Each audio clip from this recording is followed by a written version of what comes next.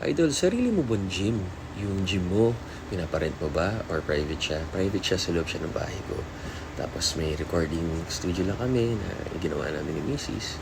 So, halos lahat nandito na talaga sa house. Hindi na kailangan lumabas para na mag-grocery or para sa work or pasyal yung pets, yung husky or yung cats, yung mga rescue cats or check yung ano namin sa farm or sa property. So, ano lang talaga, pero kung ako yung tatanungin mo, mas mura sana at mas maliit yung gym. Kaso na time na pinatayo ko yan, noong mga year 2000, walang Google. So mga pinagtanungan ko, siya na yung pinaka-affordable pero mahal pa rin siya.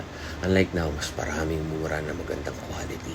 Sabi nga sa akin, lifetime, pero ang dali nasira ng mga Olympic bar at kung ano-ano mga rope attachments, cables. So, ganun talaga. Wala talagang lifetime. Lahat talaga nag-expire. Pati yung mga rubber shoes, shirts, jeans, diba? Ganun, mga gel. So, yun lang. Sarili ko siyang gym personal. Ako lang, tsaka si Mrs. ko natin. Tama kayo, mali ako na si Dr. Do what works for you.